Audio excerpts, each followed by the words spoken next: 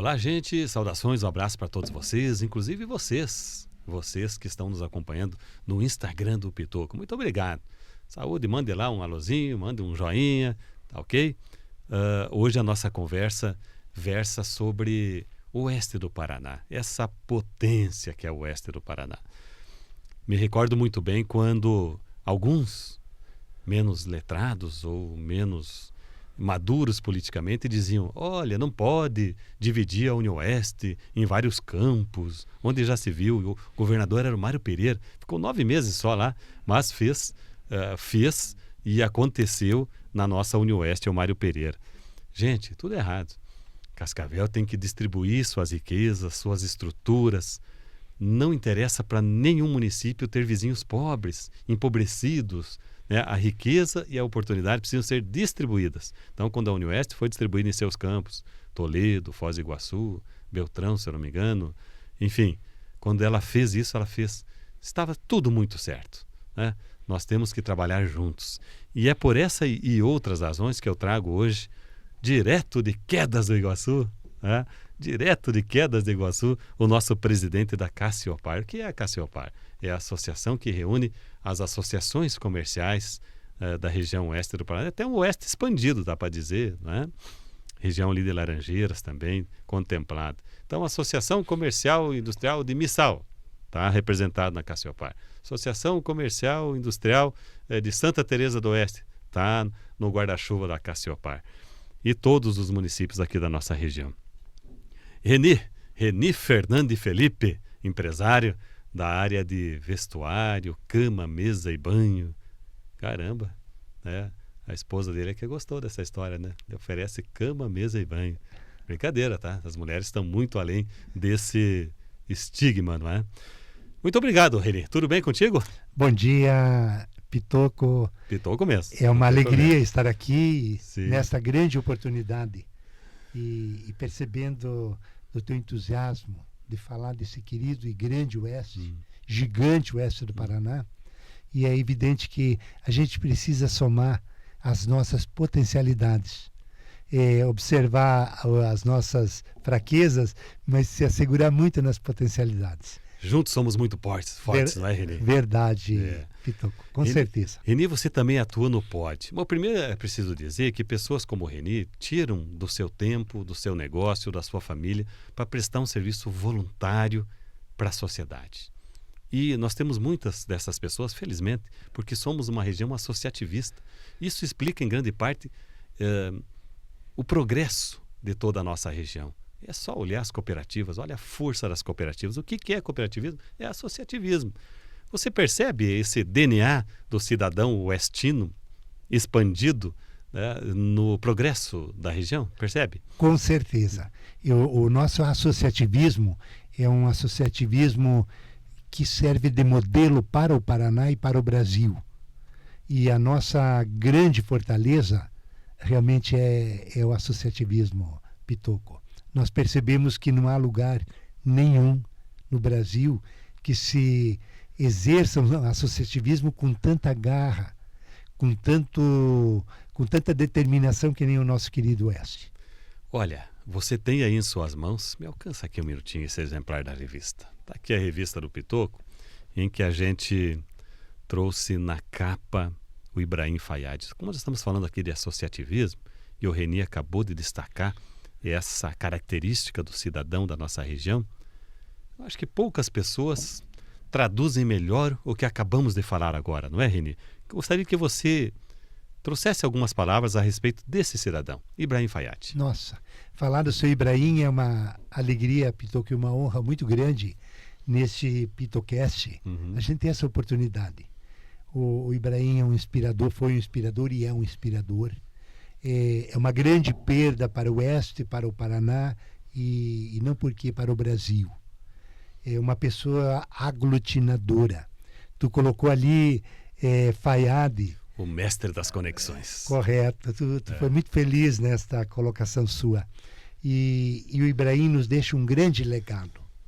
A história dele, fisicamente nós não temos ele presente, mas o seu legado vai produzir grandes e fortes frutos no nosso Oeste, no nosso Paraná. Então, falar do Ibrahim é uma coisa fantástica. O mestre das conexões. E ele deixa algumas lições, não é? Umas lições que podem ser compartilhadas com todos nós. Uma delas é: construa pontes. Muros já há suficiente, não é? Construa pontes. Não permita que polarização política, que disputas mesquinhas e pequenas atrapalhem a visão do global e do geral. Ele fazia isso. Ele era um construtor de pontes. Não é, Renê? Você testemunhou isso. Com certeza. Seu Ibrahim não tinha pontes com ele. Uhum. E se tivesse não tinha muros com ele. Sim. Se tivesse muro, ele tentava destruir e construir a ponte. No mínimo, ele colocava uma porta lá, ou No um túnel, para atravessar o... Com certeza. É um ensinamento. Bom, você participa também, Renê, do POD, Programa Oeste em Desenvolvimento. E o POD, presidido pelo nosso amigo Alci Rota Júnior, é isso, não é? Tem uma preocupação imensa com o RH. Nós temos um déficit de mão de obra incrível aqui na região que preocupa as cooperativas. E até é curioso, porque está havendo uma intermediação para ver um entendimento, para depor o Maduro. Olha que coisa incrível, né? Se o Maduro cair de podre na Venezuela, Renê, nós vamos ter um problema. É uma solução para a Venezuela e um problema para nós. Consegue compreender isso? É isso mesmo? É isso mesmo. A gente vê isso, e eu acho que não é só nós, mas os presidentes de cooperativas que têm muita mão de obra estrangeira, né? Venezuelana, eles com certeza, os RHs estão muito preocupados. Mas eu queria cumprimentar e parabenizar o Alci com a sua diretoria, ao Khaled e ao Clédio, que desenvolvem um grande trabalho. E no POD tem a Câmara da Empregabilidade, que o diretor é o Sérgio Marcucci, lá de Marechal. E eles estão desenvolvendo um grande trabalho na empregabilidade. O problema hoje de mão de obra há uma deficiência muito grande e está se buscando por que as pessoas não querem trabalhar. E o POD, com a Câmara da Empregabilidade, está nos mostrando aonde que está o problema, para que a gente busque a solução. Então, quero cumprimentar aqui, nessa oportunidade, Pitoco, a diretoria do POD. Eles fazem um grande trabalho. O que aprendemos e o que agregamos com esse recente seminário que a Cassiopar promoveu na área de educação? Recente, aqui em Cascavel, não é? Qual era a ideia e o que a gente consegue avançar nessa parte? Que bom. Essa é uma pergunta bem importante, Pitoco, porque nós reunimos diversos prefeitos no evento, inúmeros secretários de educação do Oeste do Paraná, e o objetivo é que esta proposta foi o Fórum Econômico Político com o tema educação, que esse tema ele prospere e que ele produza frutos. Nós temos alguns municípios que já aderiram e já estão buscando a mentoria, a consultoria para investir nesse projeto do Júlio, que é o projeto, o Case de Sobral, um dos melhores IDEBs do Brasil.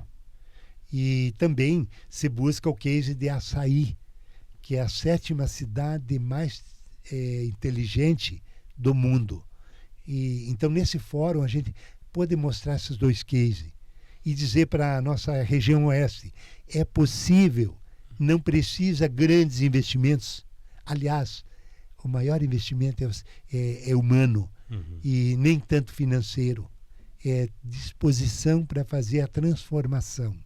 E nós vemos não só a Cassiopar, mas o POD, a SIC, o SEBRAE. A educação é o único meio de transformar. E a educação de base. E nós precisamos iniciar na base. Pois é, Açaí, no norte do Paraná, foi mencionada, e Sobral, no Ceará. Você vê, uma das regiões mais pobres do Brasil, e que algumas vezes até estigmatizada, né?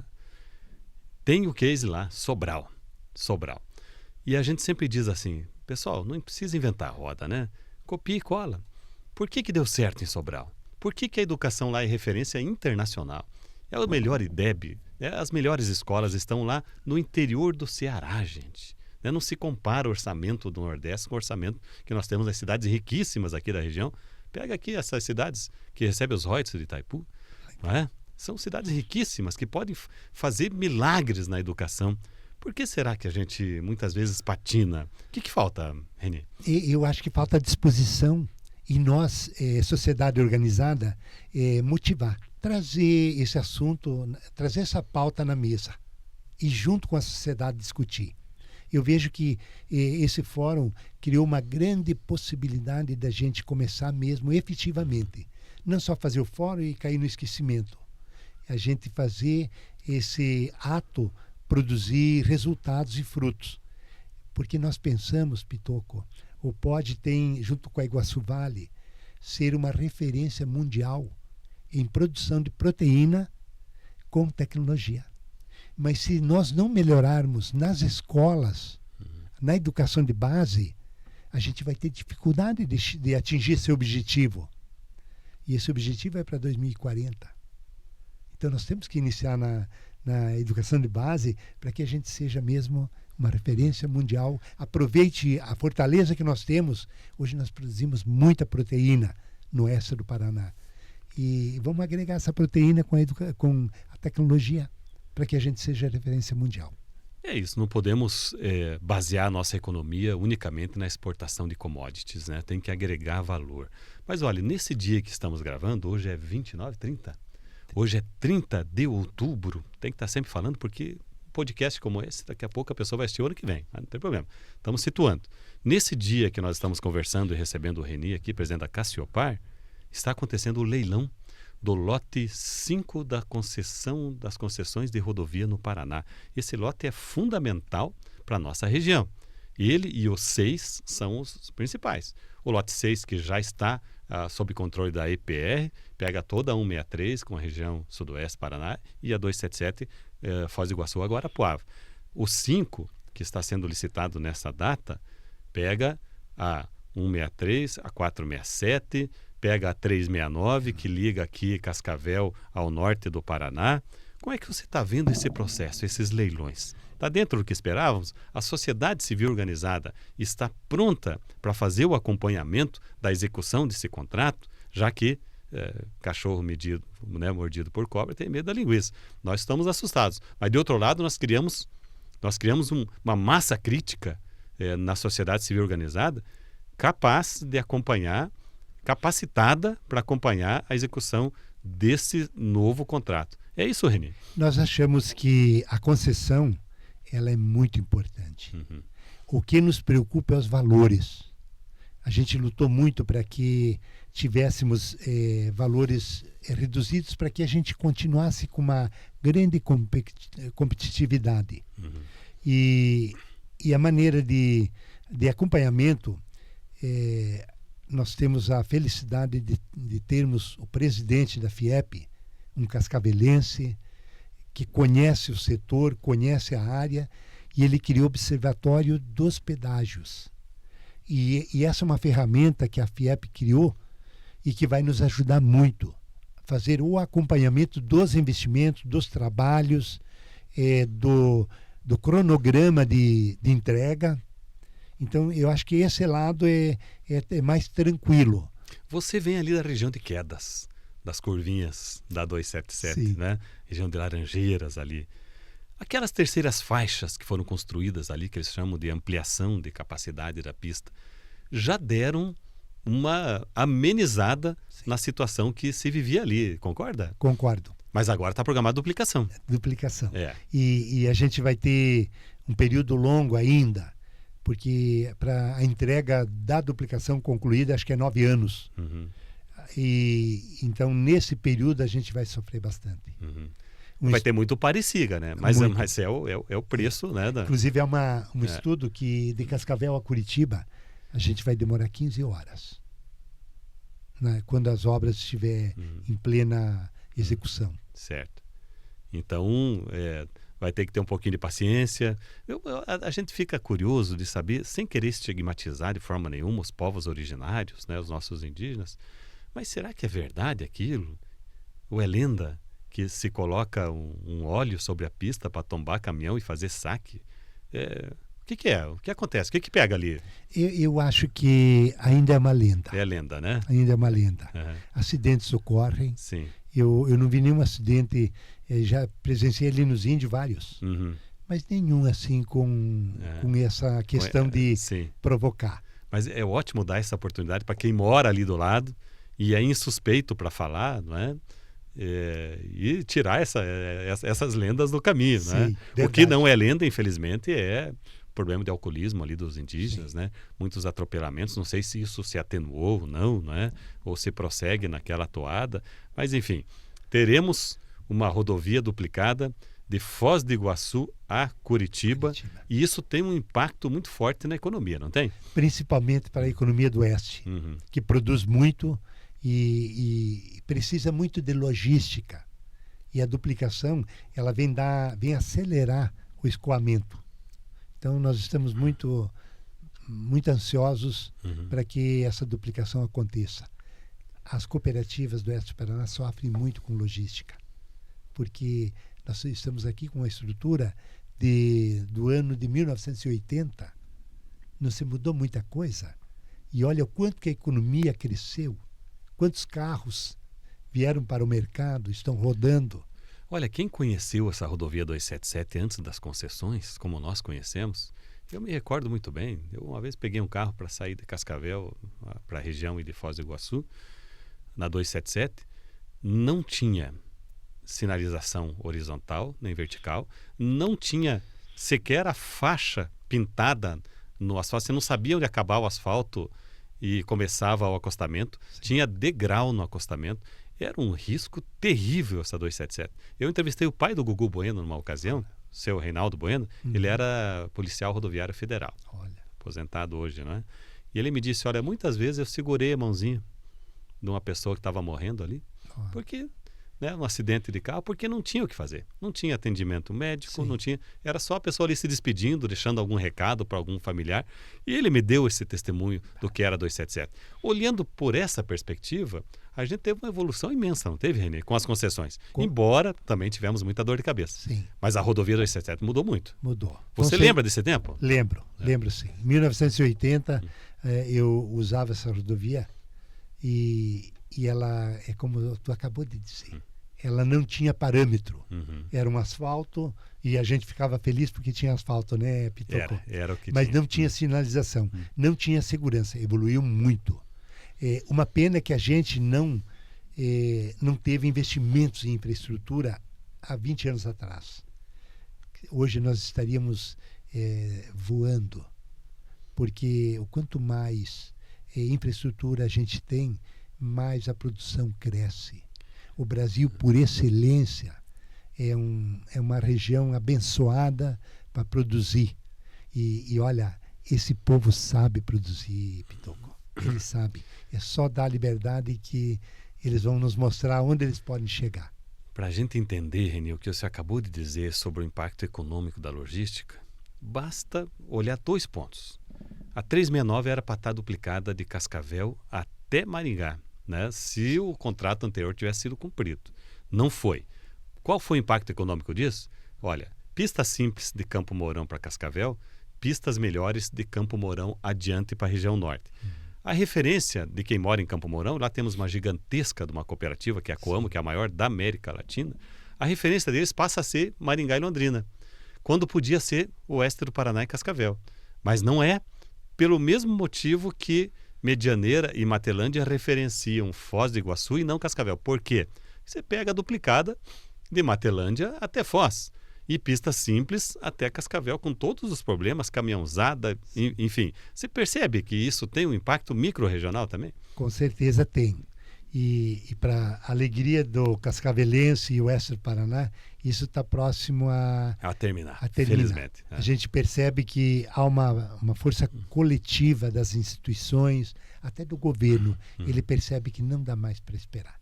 Tem que buscar a solução definitiva para esse problema. Bom, Cassiopar já diz tudo. São os empresários que se unem em associações. Qual é o impacto de entidades em âmbito municipal que congregam empresários? Esses empresários têm uma preocupação social também? Eles estão envolvidos com a comunidade? Como é que você observa, inclusive, a qualidade de nossas lideranças? Nós já tivemos líderes melhores, nós estamos numa entre-safra de líderes, nós estamos formando novos líderes, lideranças empresariais. Como é que você faz essa leitura? Nossa, Pitoco, uma pergunta bem importante. Como vem crescendo isso?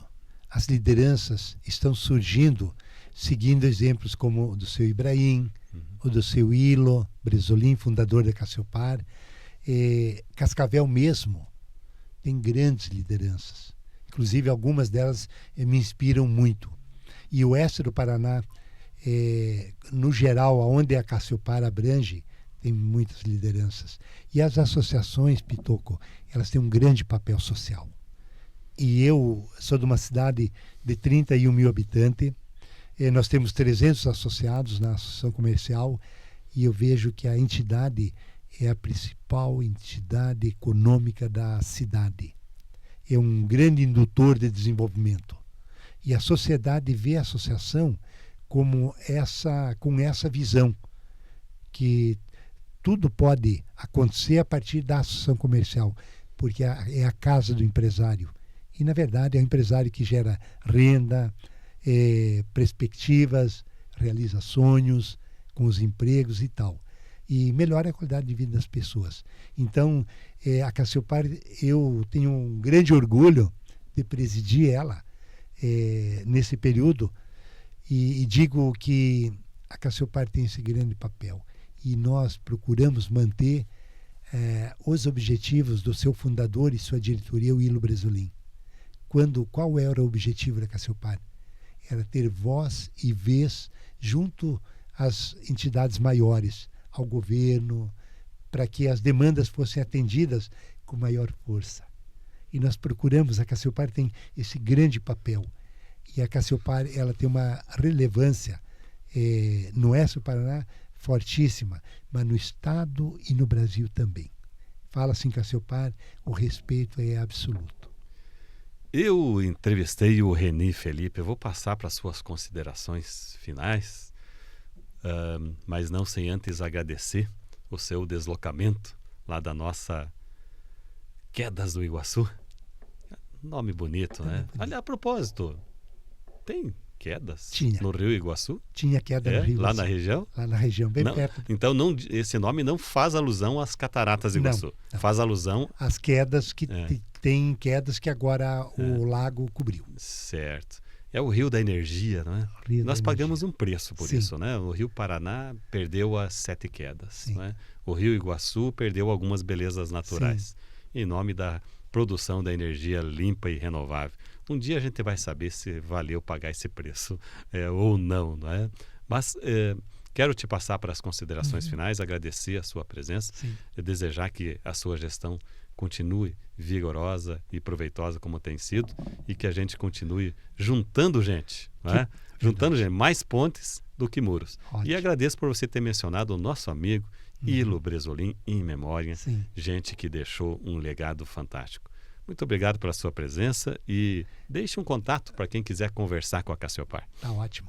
Aproveitando, contextualizando rapidamente, a Cassiopar é uma coordenadoria que abrange 53 municípios, 45 associações comerciais do oeste do Paraná, mais de 20 mil empresários ligados à Cassiopar, sócios. E Pitoco, é uma alegria muito grande estar aqui, você abrir esse espaço para a gente conversar sobre o oeste do Paraná.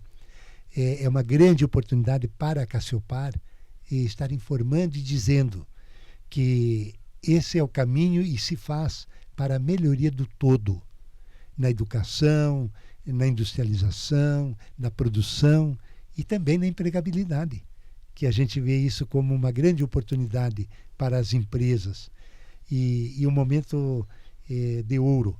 No ano que vem, a Cassiopar completa 50 anos. E quero deixar um convite muito especial para o Pitoco estar no nosso evento, vai ser em Foz do Iguaçu, no dia 10 de abril. A gente quer comemorar os 50 anos lá. E nesse período, a gente vem homenageando, já fazendo eventos, homenageando ex-presidentes, personalidades da Cassiopar. Que ótimo. Vou reservar um hotelzinho de luxo lá uma semana antes, mandar as notinhas para Cassiopar. Que bom. Brincadeirinha, tá, gente? Olha, quero agradecer a presença de cada um de vocês, deixar um abraço.